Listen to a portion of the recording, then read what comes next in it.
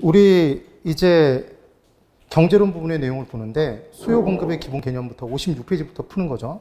1번 문제를 보면 1번에 부동산 수요의 개념에 관한 설명을 옳지 않은 것 모두 몇 개입니까? 이렇게 문제가 나왔는데 모두 몇 개입니까는 하나만 몰라도 못 풀기 때문에 아까 옳은 것으로 짝지어진 것 이런 문제는 지워나갈 수 있었지만 얘는 지워나갈 수가 없다고 말씀을 드렸습니다. 그래서 이 문제가 계산 문제보다도 어려운 문제이기 때문에 얘는 민법까지 다 풀고 계산 문제까지 다 풀고 다시 들어가서 풀어야 되는 문제입니다. 이걸 처음부터 읽기 시작하면 이 문제 풀다가 시간 다 보내요. 실제로. 그리고 우리가 시간을 계속해서 버리고 민법의 개론부터 풀면 실제 여러분 유념해 주셔야 돼요. 저의 단연간의 경험에 의하면 제가 99년부터 강의를 시작했다고 말씀을 드렸잖아요. 네. 99년부터 강의를 했는데 그때부터 쭉 수강생들을 보면 실제 시험장 들어가셔서 개론부터 풀면 거의 대부분 민법 20문제를 아예 못 풀어요. 민법부터 풀면 개론 20문제를 아예 못 풀어요. 실제로. 왜 이렇게 시간이 부족하냐? 이유는 딱 하나예요. 같은 문제를 두 번 읽기 때문에 그래요. 이 문제를 두 번 여러분들이 한 번 읽으면서 시간을 한번 재보세요. 시간이 한 3분 걸려요. 그냥 일반적인 속도로 읽으면. 절대로 일반적인 속도로 읽으면 안 되고 절대로 두 번 읽으면 안 돼요. 그래서 얘는 무조건 뒤로 넘겨야 되는 난이도 최상급의 문제인 거예요. 사실은. 이런 문제의 형태가 그렇다는 얘기예요. 문제의 형태가. 그럼 이제 옳지 않은 것은 모두 몇 개입니까? 이렇게 돼 있는데 기억. 부동산 수요는 반드시 지불 능력을 수반하는 유효 수요여야 된다. 이렇게 돼 있죠. 유효란 효과 있는입니다. 어디에 효과는 있는이죠? 시장에. 그래서 우리가 공부하는 수요 공급은 다 유효 수요, 유효 공급이어야 돼요. 그럼 사고자 하는 능력만, 사고자 하는 욕구만 있으면 되나요? 살 수 있는 능력이 있어야 된다? 능력, 구매력이 있어야 되는데 그 구매력은 내 돈만 포함된다, 남의 돈도 포함시킨다. 남의 돈도 포함시킨다. 남의 돈을 두 글자, 금융. 아까 금융의 지렛대 효과, 다시 복습. 금융의 지렛대 효과에 의해서 변하는 건 지분 수익률이 변하지. 총 수익률 절대로 변하지 않아요. 그때 지분 수익률이 더 높아지면 걔는 좋은 건 나쁜 것? 내 돈의 수익률이 높아지면 좋은 건 나쁜 것? 좋은 것, 정의 지렛대 효과. 내 돈의 수익률이 더 낮아지면 나쁜 것, 부의 지렛대 효과. 그것의 결정은 내 돈의 수익률이 높아지고 낮아지는 건 남의 돈의 이자율을 얼마로 빌렸는지에 달려있죠. 그럼 저당 이자율을 싸게 빌리면 좋다? 걔는 정의 지렛대 효과. 남의 돈을 더 비싸게 빌리면 나쁘다? 부의 지렛대 효과였습니다.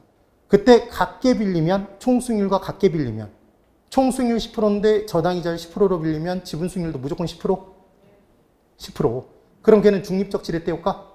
이런 게 기억이 나셔야 되는 거죠. 소자이자 내고 집으로 돌아오겠습니다. 기억하시면 돼요.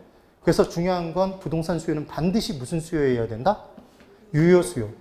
유효 수요가 아니어야 된다. 이렇게 문제를 낸다고요. 자, 여기서 연결되는 문제.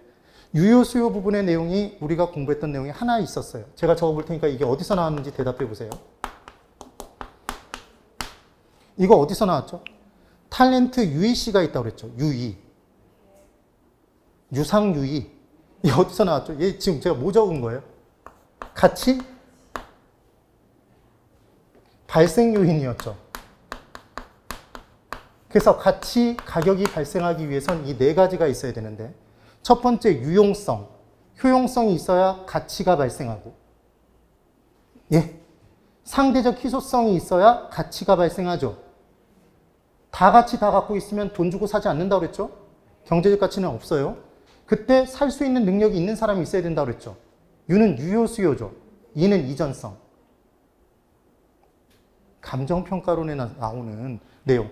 그래서 이 부분에 유효 수요인데 이때 반드시 유효 수요일 필요는 없다. 이렇게 함정을 자꾸 판다고요. 이 문제와 똑같은 문제인 거죠. 기억하셔야 돼요. 그 다음 니은. 인구 소득 기호 변화에 의한 수요량이 변화하는 경우 이렇게 돼 있네요. 그리고 뭐라고 돼 있죠, 여러분? 수요량의 변화라고 돼 있죠. 수요량의 변화가 나오면 얘가 혹시 수요의 변화는 아닐까를 꼭 유의해 두셔야 됩니다. 네. 그래서 수요의 변화와 수요량의 변화는 이따가 바로 또 그 문제를 계속 풀겠지만 먼저 보면 해당 재화가 있었습니다, 여러분. 해당 재화는 판단의 대상이 되는 재화죠. 그래서 아파트 수요에서는 아파트가 해당 재화예요. 그럼 아파트를 뺀 나머지는 다 해당 재화 이외의 것입니다.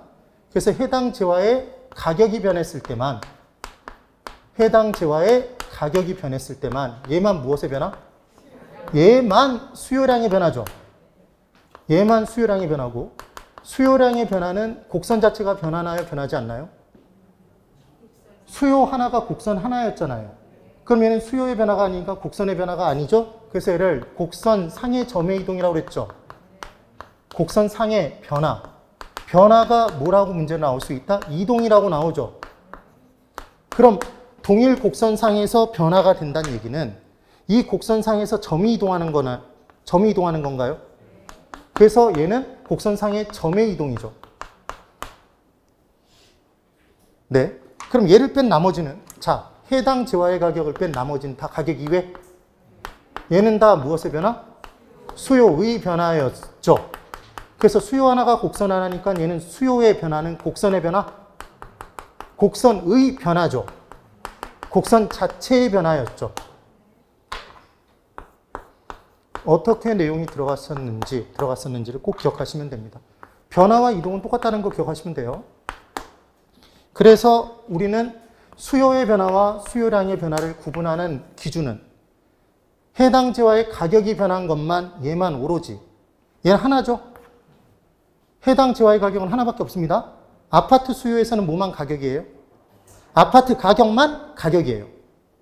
그럼 아파트 수요에서 빌라 가격, 아파트 부지 가격 이렇게 나오면 다 가격 이외죠. 그렇다고 대답하셔야 되는 거죠. 그래서 해당 재화의 가격은 하나니까 수요량의 변화는 오로지 하나. 곡선상의 점의 이동은 오로지 하나.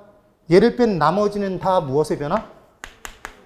수요의 변화, 곡선의 변화였습니다. 이때 주의하실 건 가격 상승과 가격 상승 이외에는 같은 거예요? 다른 거예요? 가격 상승 예상은 같은 거다? 다른 거다? 다른 거죠. 가격 상승은 1억에서 1억 2천으로 변한 겁니다. 네, 가격이 변한 거잖아요. 근데 가격 상승 예상은 현재 가격은 1억인데 나중에 1억 2천이 될 것으로 예상이 되는 거죠. 그럼 현재 가격은 변했다, 변하지 않았다? 변하지 않은 거니까 얘는 가격 이외. 얘만 가격 주의해 두시고. 다시 대체재 가격이라고 나오면 가격의 변화예요? 가격 이외예요? 이걸 꼭 이렇게 기억하셔야 돼요. 가격은 뭐가 가격이다? 해당 재화의 가격만 가격인 거예요. 그럼 대체재 가격은 해당 재화의 대체재 가격이잖아요. 이게 가격 이외죠? 네. 그러면 생산 요소 가격이라고 나오면 생산 요소 가격은 해당 재화 가격이 아니잖아요. 얘가 곧 생산비잖아. 생산비. 생산 요소들의 가격이 결국은 공급자 입장에 생산비잖아요. 그러니까 얘는 가격 이외. 이렇게 복잡하게 기억할 필요가 없다고요. 얘만 기억하는 거지. 해당 재화의 가격이 떴을 때만 수요량의 변화. 걔만 곡선상의 점의 이동. 그럼 끝. 네. 그래야 문제를 푸는 거예요. 그럼 얘 틀렸나요? 인구, 소득, 기호 변화는 가격의 변화다, 가격 이외다? 가격 이외네요. 그럼 수요의 변화라고 나와야지. 그 다음 디귿. 부동산 관련 규제의 강화로 부동산 수요량이 감소하는 경우 동일 곡선상의 위치의 변동이 나타난다 이렇게 돼 있죠. 그럼 칠판 이쪽 보실까요? 동일 곡선상의 위치의 이동이라고 나왔죠. 그럼 얘는 뭐죠, 여러분? 아니 지금 곡선상의 위치 이동이라고 그랬잖아요. 동일 곡선상. 그럼 얘는 곡선상에서 움직인 거니까 수요량이 변하죠, 지금. 그럼 수요량이 변하면 얘가 뭐여야 돼요? 가격이어야 되는데 부동산 규제 강화는 해당 재화의 가격이 아니잖아요. 그러니까 얘를 보고 가격 이외구나. 그럼 수요의 변화가 나와야 되니까 곡선 자체가 변한다고 나와야 될 거잖아요. 그래서 X네요. 왜 틀렸는지 구분하셔야 된다는 얘기예요. 그 다음 리을. 해당 재화의 가격 변화로. 얘 가격 떴죠, 여러분? 가격 떴어요.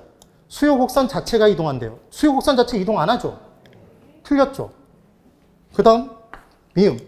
대체 효과와 소득 효과. 얘를 합쳐서 뭐라고 하죠? 가격 효과? 가격 효과. 수요의 법칙 발생하는. 그럼 가격 효과로 인해 수요 곡선을 우하향하나요? 여러분 수요 곡선 우상향한다고 대답하신 분들은 쉬는 시간에 면담이 필요해요. 우하향은 반비례죠, 여러분. 우상향은 비례고 가격과 수요량은 비례한다, 반비례한다? 반비례. 이게 수요의 법칙이잖아요. 이거 지금 뭐라고 얘기를 한 거냐면 가격 효과로 수요의 법칙이 성립된다고 얘기한 거죠. 5예요, X예요? 5죠. 그 다음 비읍. A제와 B제가 보완제 관계에 있는 경우 A제의 임대료 상승 시 B제의 수요량은 감소하는 모습을 보인다. 자, 문제 푸는 요령. 얘 임대료라고 나왔죠.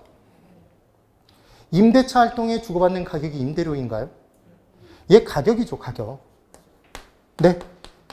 그러면 A와 B가 보완제 관계를 띈다 그러면 얘는 같이 사용됨에 따라 만족도가 커지는 거죠. 중요한 포인트는 보완제는 같이 사용, 수요량이 방향이 같다. 같이 늘고 같이 줄겠죠. 그러면 A제 가격이 상승하면 A제의 수요량 감소네요. 그럼 같이 사용되는 B제의 수요량도 감소하겠죠. 5인가요? 5죠. 그래서 몇 개가 맞다? 3개가 맞는 거죠. 옳지 않은 것이어도 3개네요. 옳지 않은 것이어도 3개죠. 네. 네. 그렇게 문제를 푸신 겁니다. 중요한 포인트를 지금 짚어주신 거죠. 실제 시험장에서 얘 옳지 않은 것에 밑줄을 긋지 않았다면 이렇게 쭉 문제 풀고 얘 개수가 만약에 달랐어요. 지금 3개 똑같으니까 이렇게 문제를 풀지만 네. 그럼 옳은 것 그냥 푹 찍고 넘어갈 수 있다고요. 그래서 거의 대부분 틀려요. 또 그렇게. 다 판단해 놓고도. 그래서 지금 얘는 완전히 종합 문제라는 게 이해가 되시죠? 하나만 몰라도 이 문제를 풀 수가 없다는 얘기입니다.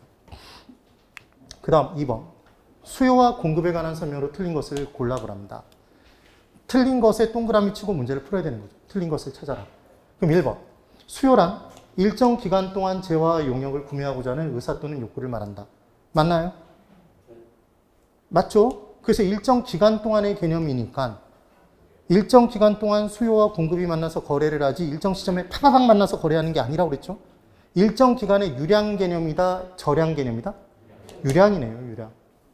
그 다음 2번. 공급이란 일정 기간 동안 재화와 용역을 판매하고자 하는 의사 또는 욕구를 말한다. 그러면 이 부분에 임대하고자 하는 욕구라고 들어가도 맞나요?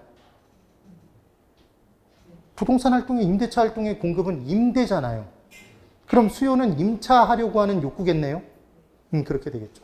그 다음 3번. 신축 주택의 공급은 일정 기간 동안 새롭게 지어서 공급하니까 유량 공급.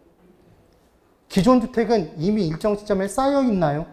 그래서 얘는 무슨 공급? 저량 공급. 3번 보기에는 별표 하나. 4번.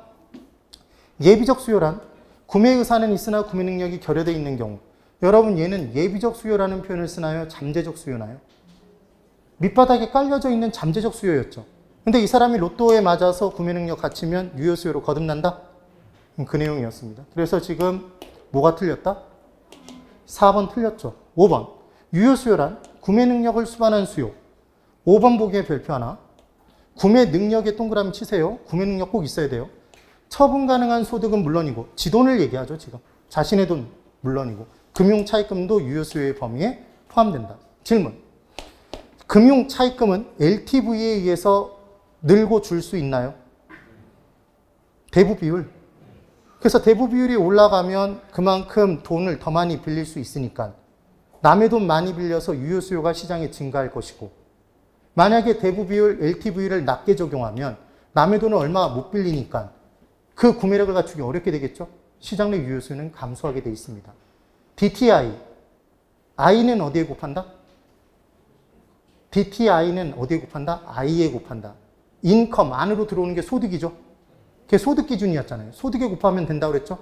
나누기 저당상수 해줘야 된다고 그랬죠? 지금 무슨 얘기를 했냐면 LTV는 어디에 곱하고? V에 곱하고 DTI는 어디에 곱하고? I에 곱하면 되는데 이게 인컴이었고 네? 맞나요? 얘는 밸류였죠.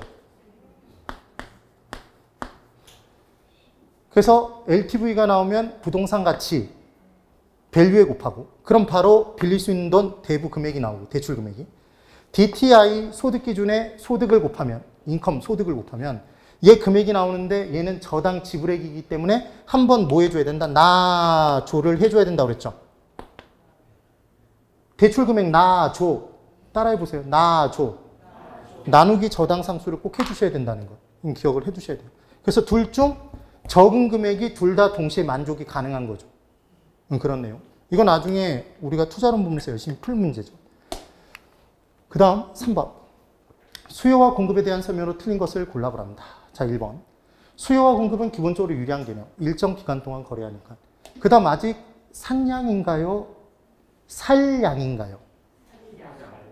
단위당 가격에 맞춰서 살량이 몇 개를 사겠다고 얘기한 거지 산량이 아니었죠.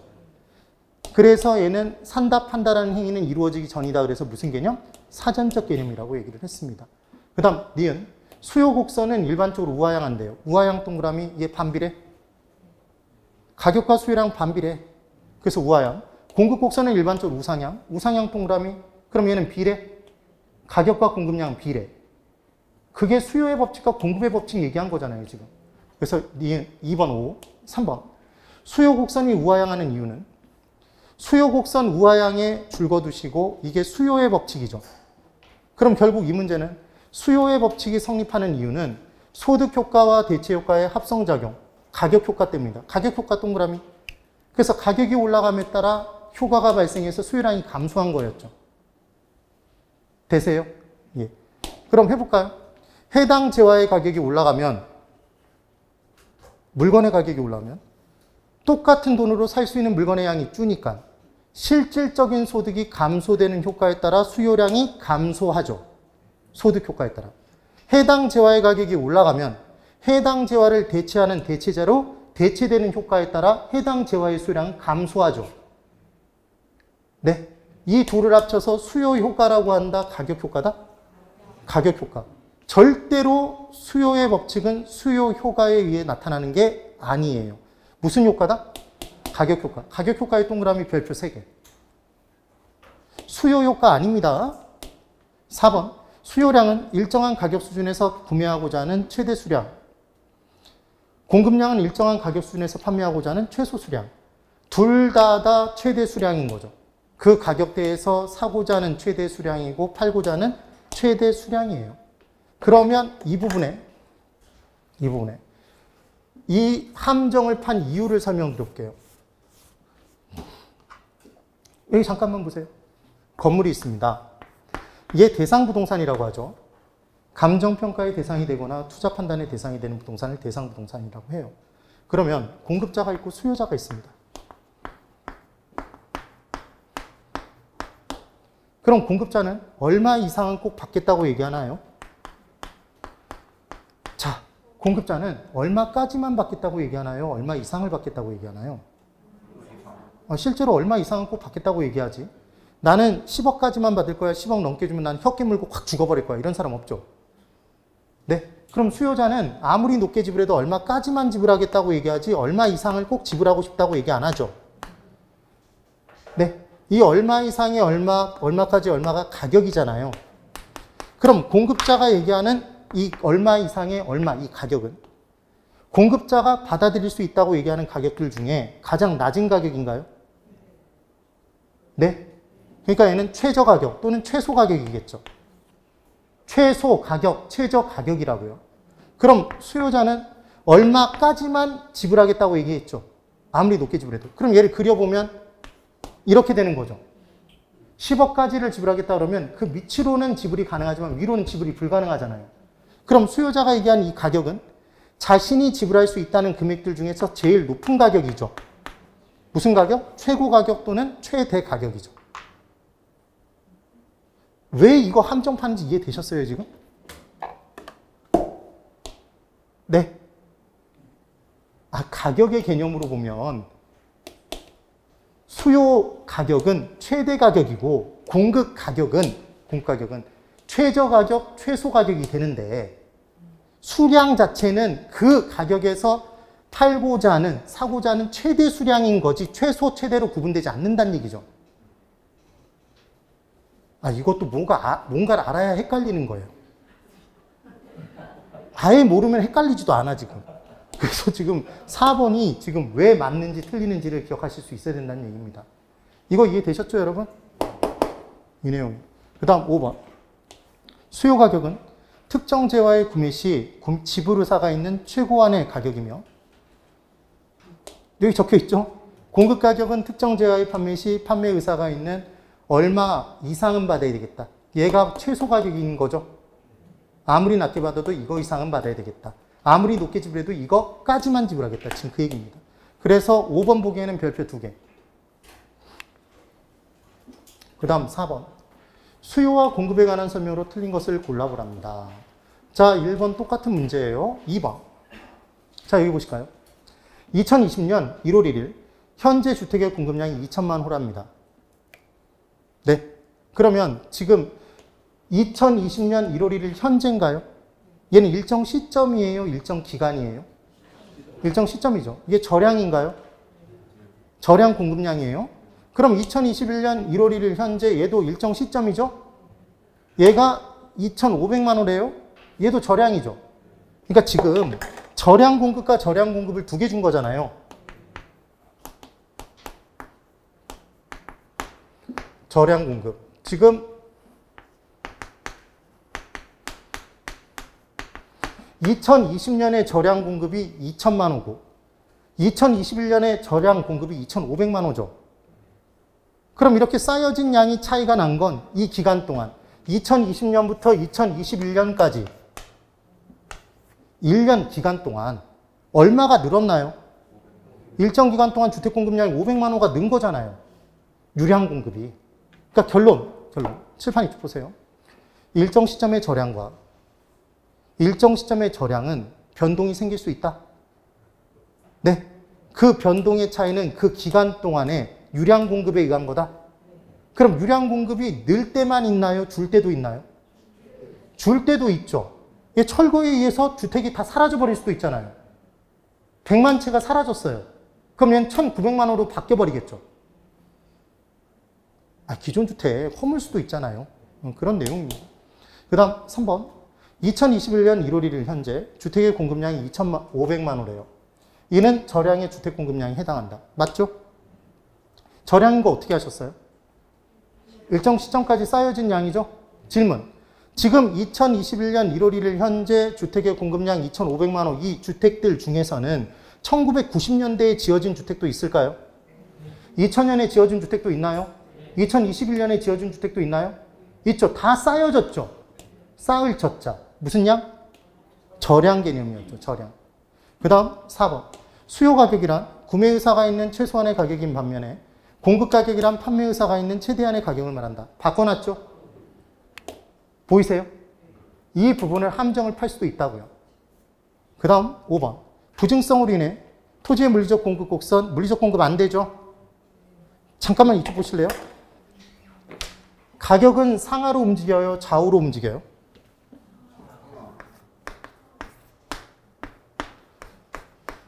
가격은 상하로 움직이죠, 여러분. 양은 수요량, 공급량 다 좌우로 움직이죠. 그럼 가격이 올라가도 물리적 공급량이 똑같으면 양이 그대로죠. 좌우 변화가 없으니까 수직선이 되겠죠. 네. 똑같은 가격으로 공급량을 무한대로 늘릴 수 있으면 이렇게 되죠. 공급량이 무한대면 수평선이잖아요. 그래서 완전 탄력적이면 수평선, 완전 비탄력적이면 수직선. 이 내용. 그래서 지금 물리적 공급은 불가능하니까 수직선입니다. 수직선 동그라미 완전 비탄력적? 완전 비탄력적. 근데 용도의 다양성으로 특정 목적의 토지의 공급량을 늘릴 수 있죠. 그게 토지의 경제적 공급 또는 용도적 공급이었습니다. 그럼 어느 정도 늘릴 수 있나요? 무한대로 늘릴 수 있나요? 어느 정도 늘릴 수 있죠? 그럼 가격이 올라갈 때, 여기 보세요. 가격이 올라갈 때 양을 어느 정도 늘리면 얘는 우상향하는 곡선이 돼요? 수평선이 돼요? 우상향하는 곡선이 되죠. 네. 기울기가 가파른 우상향 곡선이라고 얘기한 건 양의 증가가 얼마 이루어질 수 없다는 얘기죠. 네. 네. 그 다음 5번. 수요와 공급에 관한 설명으로 틀린 것을 골라보랍니다. 자, 1번. 잠재적 수요란 구매 의사는 있으나 지불 능력이 수반되지 않은 수요를 의미한다. 지금 보시면 이 부분에 예비적을 자꾸 집어넣는데 예비적 수요라는 표현 잘 안 써요, 기본은. 그래서 이 내용은 그냥 이렇게 기억해 두세요. 되셨어요? 아까 그 부분으로 틀렸다고 얘기를 했는데. 그 다음 2번. 유효 수요란 특정재화의 구매 의사는 물론이고 경제적 지불 능력까지 구비한 수요. 잠재 수요는 유효 수요의 개념에 포함되지 않는다. 여러분, 아까 얘 둘을 구분했죠? 부동산 수요는 뭐만 따져요? 부동산 수요는 유효 수요만 따졌죠. 아까 부동산 수요에 얘를 포함시킨다 그래서 기본적으로 X인 거예요, 사실은. 되셨어요, 지금? 그래서 잠재 수요는 유효 수요의 개념에 포함되지 않는 거죠. 3번. 수요란 일정 시점에 구매하고자 하는 의사 또는 욕구인가요? 일정 기간. 아까 전 문제 계속 풀고 왔잖아요. 일정 기간 동안 사고자 하는 욕구라고 그랬죠. 일정 기간. 유량 개념이라고 했습니다. 일정 시점이라고 해서 X네요. 지금 뭐가 틀렸는지 아셔야 돼요. 그 다음 5번. 소비와 판매, 수요와 공급은 각각 사후적 개념과 사전적 개념에 해당하므로 소비량, 수요량, 판매량, 공급량은 일치하는 개념이 아니다. 이렇게 되어 있습니다. 자, 여러분 이거 보시면 오히려 더 헷갈려요. 자, 칠판 이쪽만. 소비와 판매, 지금 수요와 공급 이렇게 되어 있어요. 됐나요? 그럼 지금 우리가 공부하는 건 수요와 공급인가요? 네. 그래서 얘는 가격에, 각각에 해당하는 가격에 사겠다는 양, 팔겠다는 양이었죠. 사전적 개념이었습니다. 근데 소비 판매는 이미 산 거고 이미 판 거예요. 그래서 사후적 개념이에요. 우리는 경제론에서 소비량, 판매량 공부하지 않아요. 이게 둘이 다르다라는 것만 기억하고 넘어가세요. 이게 안 나옵니다. 예. 이걸 나눠서 공부하는 순간 더 헷갈려요. 그 다음 6번. 유량과 저량에 관한 설명으로 틀린 것을 골라보랍니다. 자, 이제 바로 들어가 볼게요. 1번. 2021년 1월 1일부터 2021년 12월 31일까지. 얘 일정 기간인가요? 일정 기간, 1년 동안이죠. 주택 공급량이 5천만 호인 경우가 있대요. 무시무시하죠. 사실은 불가능해요. 그래서 1년 동안 5천만 호를 공급했대요. 이는 유량의 주택 공급량이 5천만 호임을 의미한다. 개념으로는 맞죠? 예. 5. 그 다음 2번. 2020년 1월 1일 현재 주택 공급량이 1,500만 호랍니다. 지금 적혀진 거 보면 이게 저량이죠. 2021년 1월 1일 2,200만 호. 아까 봤던 문제 똑같아요. 얘도 저량이죠. 그럼 지금 2020년도의 저량과 2021년도의 저량의 차이가 발생했죠. 그럼 그 기간 동안 1년 동안 700만 호가 공급된 건가요? 일정 기간 동안. 그래서 신규택 공급이 700만 호가 이루어졌다 이래도 5고 유량 공급이 700만 호다 이래도 5가 되는 거죠. 이 내용. 잠깐만 기지개 피세요. 지금 졸고 있을 때가 아니에요. 졸고 있을 때. 예. 큰일 나요. 큰일 나요. 시험에 나올 수 있어요. 실제로.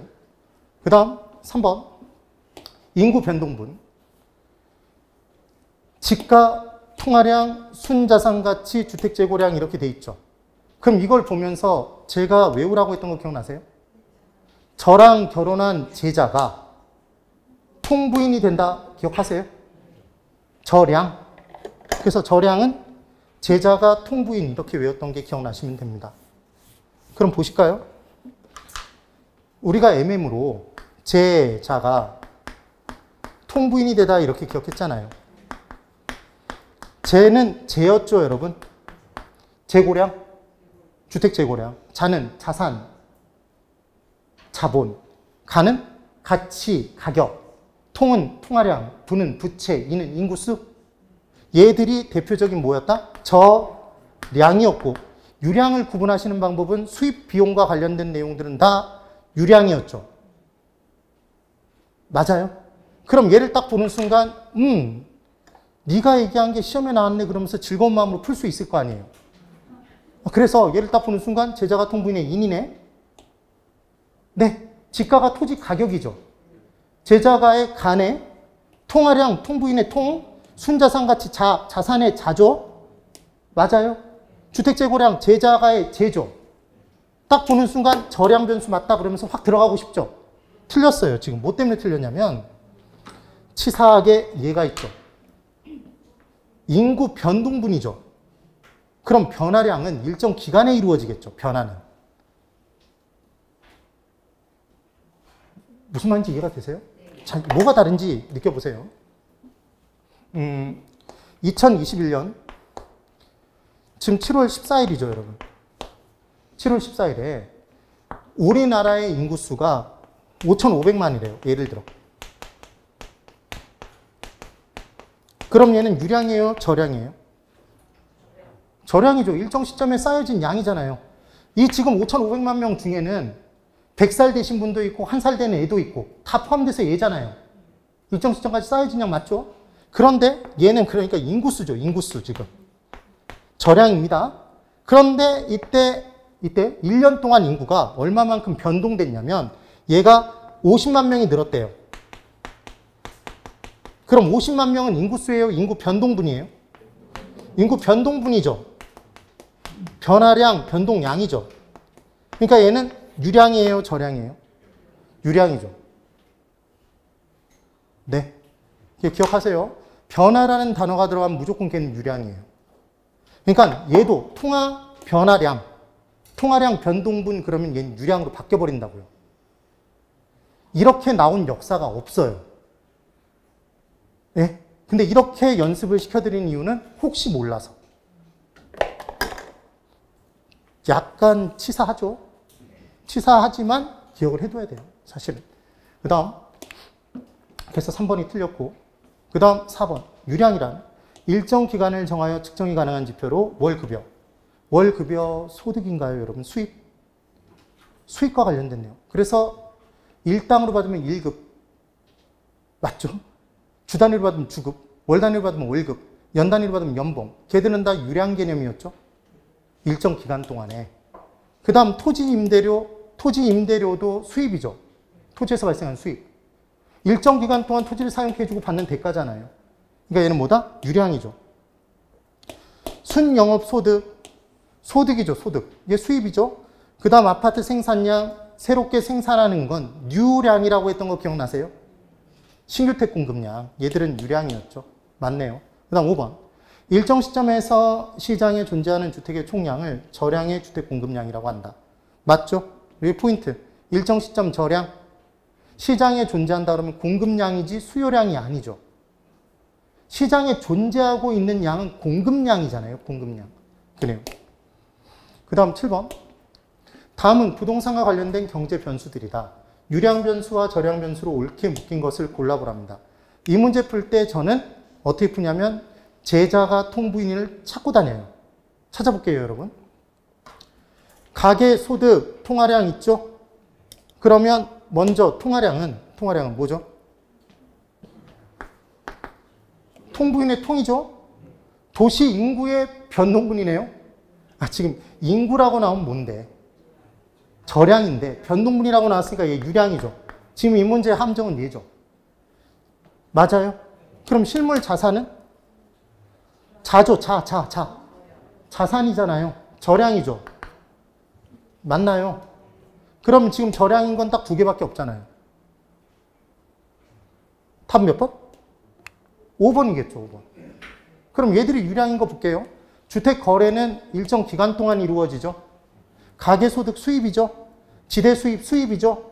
도시인구 변동분 변화량이죠. 일정 기간 동안 변화가 새롭게 이루어지잖아요. 자, 질문. 변화는 새롭게 이루어지는 건가요? 새롭게 변화하는 거죠. 새롭게. 새롭게가 나오면 뭐라고 그랬죠? 유량이라고 했던 거 기억나세요? 뉴. 이렇게 외우시라는 얘기를 했었잖아요. 그 다음 8번. 다음 중 유량의 경제 변수는 모두 몇 개입니까? 이렇게 문제가 나왔습니다. 자, 이제 칠판 보세요. 바로바로 체크 가능한가 보게. 유량의 경제 변수를 찾으래요. 그럼 저량을 구해서 빼버리면 되죠. 저량을 구해서 빼버리겠습니다. 얘 저량인가요? 자죠, 자. 그 다음 소득, 소비, 얘들 다 수입 비용이죠. 그 다음 통화량, 통, 부인의 통이죠. 자본 총량, 자죠, 자. 뭐 하는지 이해되세요? 그럼 지금 몇 개예요? 3개죠. 절량이 3개니까 유량도 3개잖아요, 지금. 유량을 구하라고 그랬죠, 유량. 그럼 유량 개념에서 한번 판단해 볼게요.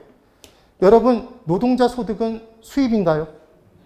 수입 관련한 내용 무조건 다 그 이름이 뭐로 나왔든지 간에 다 유량이라고 그랬죠. 소비도 지출이죠. 소비가 지출이잖아요. 수입, 지출, 비용. 그럼 걔는 다 뭐다? 유량. 그 다음 신규 주택 새롭게 지어서 공급한대요. 일정 기간 동안. 그 유량이죠, 유량. 신규가 나오면. 그 다음 9번. 다음 중 절량의 경제 변수는 모두 몇 개입니까? 이렇게 문제가 나왔네요. 자, 절량 찾습니다. 주택 재고량, 제자가 통부인의 제죠. 건물 임대료 수입, 얘는 유량이죠. 다 한번 해볼게요. 가계의 자산, 제자가의 자죠. 절량이죠. 근로자의 임금 수입이죠. 그 다음 도시 인구 규모, 인구, 절량이죠. 신규 주택 공급량, 신규, 새롭게, 유량이죠. 네. 그럼 절량 몇 개? 3개, 이쪽 거 3개, 이쪽 거 3개, 유량, 절량 이렇게 나눠져 있네요. 제가 푸는 속도로 푸실 수 있겠어요? 네. 꼭 푸실 수 있어야 됩니다. 그 다음 10번. 다음 중 유량 개념과 가장 거리가 먼 것을 찾아보래요. 자, 볼게요. 1번. 영업 경비, 경비죠. 인구, 변동분. 변동분이 포인트예요. 인구에 맞추시면 안 돼요. 얘도 지금 유량이죠. 주택 거래량 일정 기간 동안 유량이죠. 영업 소득 얘도 수입이네요. 유량이죠. 순자산 가치 자죠, 자. 자산, 자본, 절량. 5번이 답이죠. 네. 자, 이제 11번. 다음 자료에 따라 2021년 말 주택시장의 부족한 재고량은 얼마입니까? 이렇게 문제를 냈어요. 그럼 이 문제가 무슨 어려운 문제 같지만 각각의 절량과 절량 따져주시고 절량의 공급량 비교해서 주택 부족량이 얼마인지를 판단해 주시면 돼요. 네. 그러면 볼까요? 2021년 주택시장의 재고량이 120만 호였대요. 2021년 한 해 동안의 주택 완공량이 150만 호였답니다. 질문. 2021년 1월 1일에 절량이 120만 호인가요? 맞죠? 근데 2021년 동안 한 해 동안의 주택 완공량이 50만 호래요. 그럼 얘는 2021년 유량 공급이 50만 호죠? 그럼 2021년 말에는 12월 31일에는 얼마가 됐을까요? 170만 호가 됐겠죠? 170만 호 어떻게 나왔죠, 여러분? 원래 쌓여져 있던 양에 새롭게 만들어진 걸 합치면 연말에 양이 나오잖아요. 절량이. 이렇게 나왔습니다. 근데 봤더니 2021년 한 해 동안의 주택 철거량이 12만 호래요. 12만 호. 그럼 얘는 플러스 된 게 50만 호고 마이너스 된 게 12만 호죠? 그럼 연말에는 얘가 12만 호가 빠지면 158만 호인가요? 이게 어떻게 나왔는지 이해되셨습니까? 됐죠? 그런데 2021년 12월 31일에 필요한 주택 재고량이 얼마가 필요하대요? 158만 호. 158만 호 있잖아요. 그러니까 부족량이 있어요? 없죠. 답이 그래서 5번이죠. 그러니까 결론은 아까 제가 설명드렸던 내용을 합친 거라는 게 이해되세요? 연초에 절량이 있고 연말에 절량을 구하라는 얘기죠. 그럼 그 1년 동안에 유량의 공급량이 있었고 기존에 쌓여졌던 양이 철거되는 양도 있는 거죠. 그럼 걔를 감안해서 얘를 판단해 준다. 지금 그 얘기인 겁니다.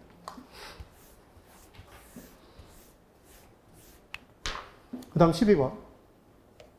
수요와 공급에 대한 설명으로 옳지 않은 것을 골라보랍니다.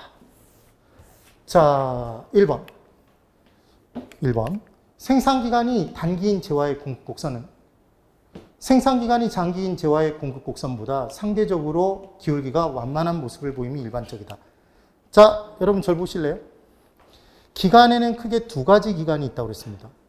측정 기간과 생산 기간으로 쪼개진다고 그랬죠. 네. 그러면 가격이 변화했을 때 일주일을 따져본다.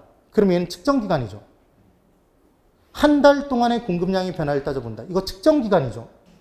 그런데 지금 이 분필을 만드는데 1시간 걸린다. 얘는 측정 기간이에요? 생산 기간이에요? 생산하는데 걸리는 기간이죠. 자동차를 한 대 만드는데 걸리는 기간이 3일이다. 생산 기간이죠. 아파트 한 채를 만드는데 들어가는 기간이 1년이다. 생산 기간인가요?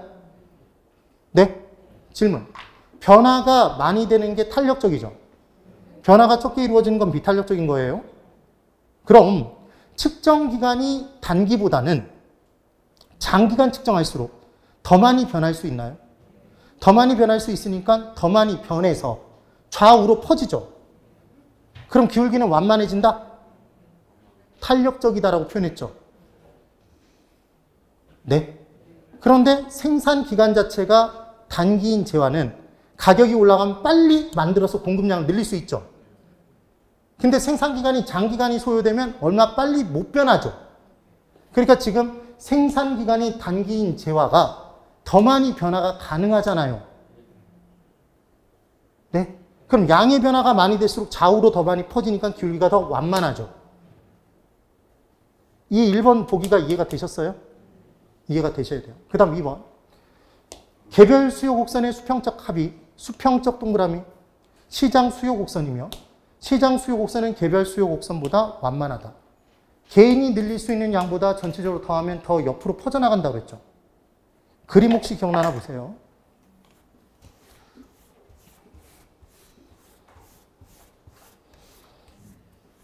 경제론 문제는 만약에 지금 수업 들으셔서 잘 모르겠으면 꼭 다시 한번 반복해서 들어보십시오. 첫 번째 듣는 거하고 두 번째 듣는 거하고 완전 다를 거예요. 혼자서 안 풀린다고 고민하지 마시고 꼭 한번 다시 보셔야 돼요. 지금 같이 풀 때 안 풀린다는 얘기는 이 내용을 정확히 모르고 계시는 거예요, 지금. 그럼 내용을 설명드리고 있으니까 들어보셔야 됩니다. 이렇게 얘기를 했던 게 기억나시면 돼요. 0이고 가격이고 수요량. 시장에 A라는 사람과 B라는 사람 딱 둘만 있다. 이렇게 얘기를 했던 게 기억이 나야 돼요. 그때 하나당 가격이 100원일 때 A는 사겠다는 양이 20개였고 하나당 가격이 100원일 때 B는 사겠다는 양이 50개였습니다. 그러면 시장 전체적으로 봤을 때는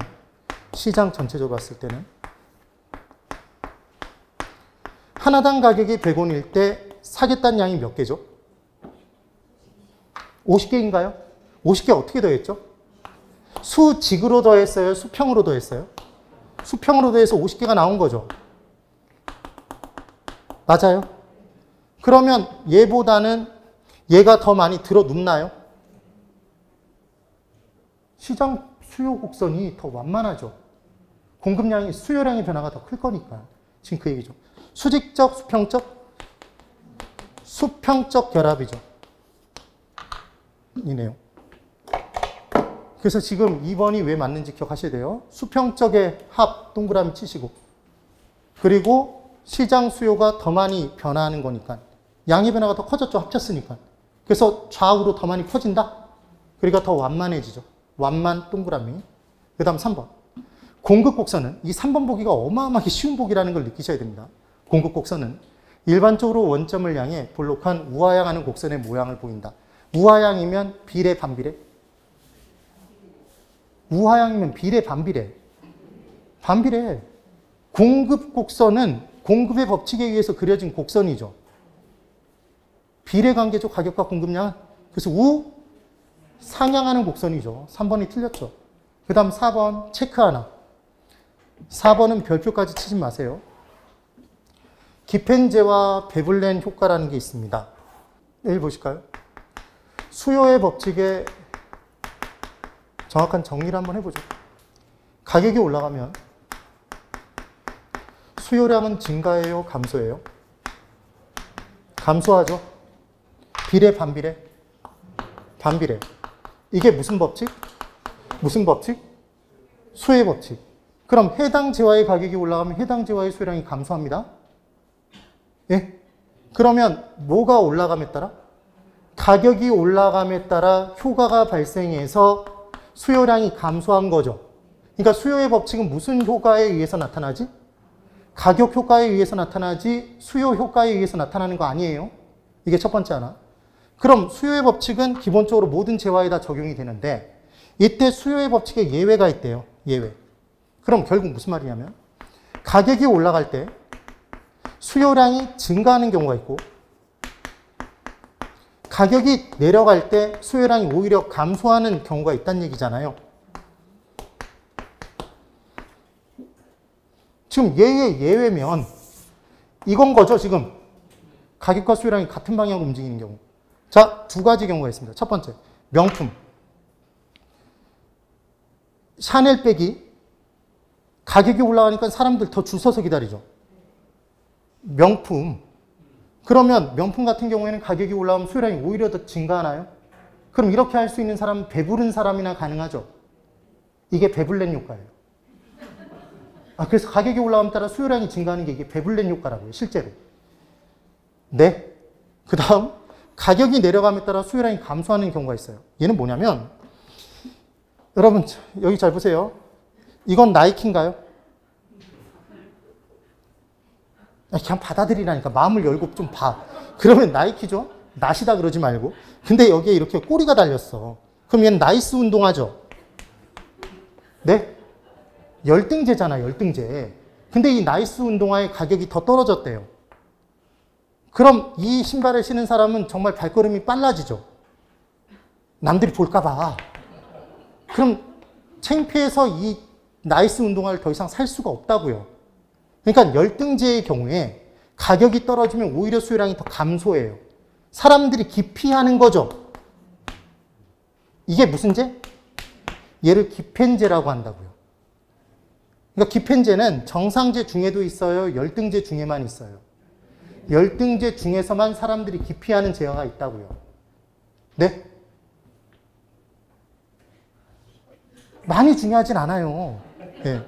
그런 내용입니다. 그래서 수요 법칙의 예외이다. 5번. 수요 법칙이란 특정 재화의 가격과 수요량이 반비례 관계에 있다는 원리이다. 맞죠? 이런 내용이 되는 겁니다. 13번. 수요와 공급에 관한 설명으로 틀린 것을 골라보래요. 얼마나 간단한 내용들인지 이제 확인합니다. 1번. 수요 곡선은 어떤 재화의 가격과 수요량의 관계를 나타내는 곡선이다. 가격과 수요량의 관계, 그게 수요죠. 네. 무수히 많은 가격과 무수히 많은 수요량의 조합의 모임, 그게 하나의 수요 곡선이었잖아요, 여러분. 그 다음 2번. 다른 조건이 일정 불변인 경우 공급 함수는 가격에 대한 감소 함수에 관계에 있다. 지금 똑같은 문제인 게 이해되세요? 가격과 공급량은 비례해요, 반비례해요? 제발 한 번만 대답해 주세요, 한 번만. 비례하죠. 그럼 증가함수예요, 감소함수예요? 증가함수죠. 네, 그 얘기인 거예요. 그 다음 똑같은 지문들이 똑같이 다 나온 겁니다. 똑같이. 그 다음 이제 5번 보세요. 지속적인 가격 상승 예상이 이루어졌답니다. 그럼 지금 현재 주택을 사요, 안 사요? 여러분, 앞으로 가격이 계속 올라갈 거래요. 그럼 지금 빨리 사야 되겠죠. 그럼 현재 수요 증가로 초과 수요 가격은 상승하네요. 그러면 가격이 변한 거예요, 가격 이외? 칠판. 가격 상승 예상은 가격이에요, 가격 이외? 가격 이외. 수요의 변화? 수요의 변화? 곡선 자체의 변화? 네. 얘 수요 증가하니까 우측 이동 맞죠? 곡선 자체의 우측 이동 맞네요. 그 다음 14번. 부동산 수요에 관한 설명으로 옳은 것을 골라보랍니다. 옳은 것. 자, 1번. 다른 조건이 불변인 경우 주택가격의 하락은 여러분 주택가격이 하락했습니다. 그럼 똑같은 돈으로 살 수 있는 주택의 양이 늘죠. 그럼 실질적인 소득이 증가되는 효과가 나타난 거죠. 그럼 실질 소득의 향상을 초래하여 주택 수요량이 증가하죠. 그럼 보실래요? 잠깐만 여기 보세요. 주택 가격이 하락하면 수요량은 증가하나요? 이게 수요의 법칙이죠. 무슨 효과에 의해? 소득 효과에 의해서 반비례로 움직인 거잖아요. 네, 지금 그 얘기죠. 그 다음 2번. 아파트의 가격 상승은 단독주택의 상대적인 가격 하락을 초래하여 이 둘의 특징이 뭐죠, 여러분? 아파트와 단독주택은 대체제. 항상 주거용 부동산은 다 대체제입니다. 동일한 효용을 제공하는 제약이기 때문에 하나를 쓰면 하나를 안 쓰죠. 그래서 주거용 부동산의 경우에 보완제라고 문제가 나오면 그 문제는 미친 문제예요. 그런 문제 역사상 나온 적이 없어요, 기본적으로. 그럼 아파트의 가격 상승이 이루어지면 단독주택의 상대적 가격 하락 초래했다는 게 이해가 되셨죠? 그럼 단독주택의 수요가 어디로 와요? 지금 단독주택의 수요는 증가하나요? 증가하죠. 어디에서 넘어온 거예요? 아파트 수요에서 넘어온 거잖아요. 얘는 소득 효과에 기인하는 거예요? 대체 효과에 기인하는 거예요? 대체 효과에 기인하는 거죠. 무슨 말인지 이해를 하십니까? 그래서 문제 푸는 요령. 지금 재화가 2개 나왔어요? 하나 나왔어요? 2개 나왔죠. 그럼 2개 사이에서 왔다 갔다 함에 따라 늘고 주는 건 대체 효과인 거지 소득 효과가 아닌 거예요. 그래서 문제 풀 때 요령. 소득 효과는 한 재화밖에 안 나와요. 되셨나요? 얘는 주택 가격, 주택 수요량이죠. 다른 재화가 없어요. 그러니까 얘는 소득 효과죠. 얘는 2재화죠, 지금. 대체 효과인 거예요. 그 다음 3번. 다른 조건이 일정 불변인 경우 아파트 가격 하락 시 아파트 수요량이 증가함에 따라 아파트 수요 곡선이 우측으로 이동한다. X죠. 칠판 이쪽 보세요. 여기 봅니다. 아파트 가격 하락이 이루어졌대요. 해당 재화 가격 하락이죠. 가격의 변화죠, 여러분. 가격의 변화. 그럼 가격의 변화는 동일 곡선상의 점의 이동이죠. 근데 곡선이 우측으로 이동했다 그러니까 X인 거죠. 그러니까 무조건 뭐만 찾아다니면 되냐면 바로 대답하세요. 수요의 변화와 수요량의 변화를 구분하는 문제가 나오면 무조건 다 무엇의 변화라고 대답을 한다? 수요의 변화라고 제발 대답을 하세요. 수요의 변화. 수요의 변화. 다 곡선의 변화다라고 대답할 준비를 하라고요. 증가하면 우측 이동, 감소하면 좌측 이동한다라고 대답할 준비를 하는 거야. 기본적으로. 전 그렇게 문제를 푼다고. 근데 딱 하나 해당 재화의 가격만 뜨면 걔만 무엇의 변화? 걔만 수요량의 변화, 공급량의 변화고 걔만 곡선상에서 점이 왔다 갔다 이동하는 거죠. 동일 곡선상에서. 그렇게만 기억하면 되는 거라고. 다른 걸 기억할 필요가 없어요. 되셨어요? 그러니까 저는 이 문제 풀 때 아파트 가격 하락? 가격. 그럼 수요량의 변화? 그럼 곡선상의 점의 이동인데 곡선의 이동 그러니까 삐 틀렸다 그어버린다고요. 그 다음 4번. 부동산 수요 곡선은 단위당 임대료와 단위당 임대료 동그라미 이게 가격이죠. 가격과 수요량의 관계 나타나는 곡선 맞죠? 우상향이에요, 우하향? 우하향. 반비례죠, 반비례. 우상향, 우하향 계속 함정파는 게 느껴지셔야 돼요. 그 다음 5번. 개별 수요 곡선은 시장 수요 곡선보다 더 탄력적이다. 자, 개별과 개인이 변화시킬 수 있는 것과 시장이 변화시킬 수 있는 것 중에 뭐가 더 많이 변해요? 여기 봤잖아요, 여기. 시장이 더 많이 변한다고 그랬잖아요. 그러니까 개별 수요 곡선이 더 비탄력적인 거죠. 개별 수요가. 그래요. 그래서 지금 14번에 오른 것은 1번. 1번. 이네요. 그 다음 15번 문제를 풀어볼게요. 부동산 공급에 관한 설명으로 틀린 것을 골라보랍니다. 자, 1번. 이제 보세요. 부동산의 신규 공급은 신규가 떴습니다. 신규. 그럼 얘는 새롭게 만드는 거죠. 그럼 일정 기간 동안 새롭게 만들어서 공급하는 거죠. 그러니까 일정 기간이 나와야 되고 저량이 아니라 유량이 나와야 되죠.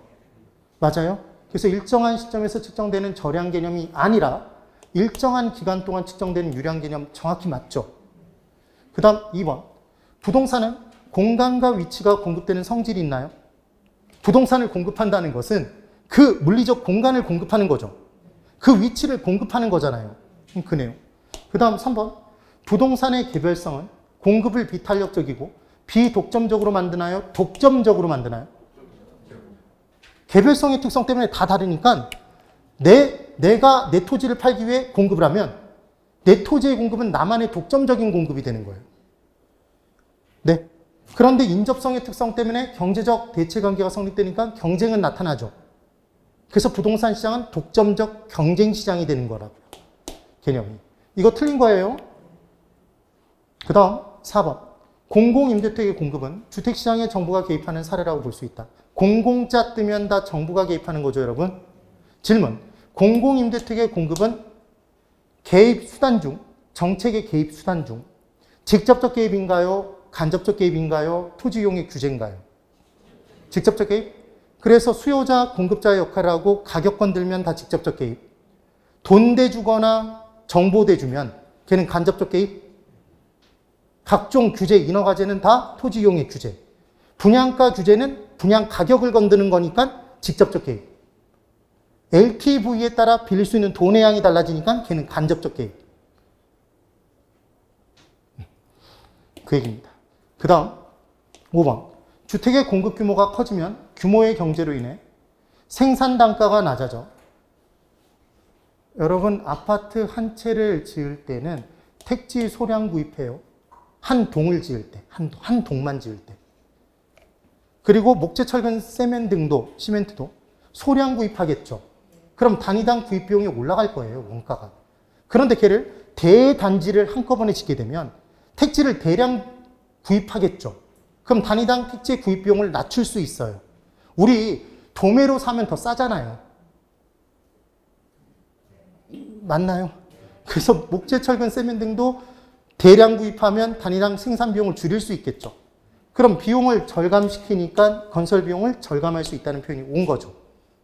이게 규모의 경제죠. 규모의 경제. 그 다음 16번.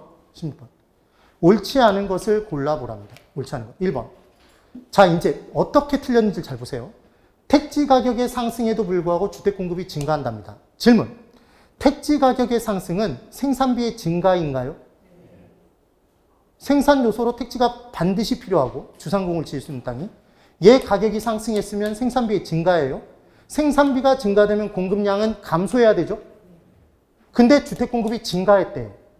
그럼 지금 이 택지 가격 상승 말고도 다른 생산 요소 가격이 더 상승했다면 생산비가 더 올라간 만큼 공급은 줄었어야 되잖아요.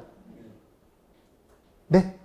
그런데 택지 가격의 상승에도 불구하고 주택 공급이 증가했다면 다른 생산 요소 가격은 떨어졌다는 얘기죠.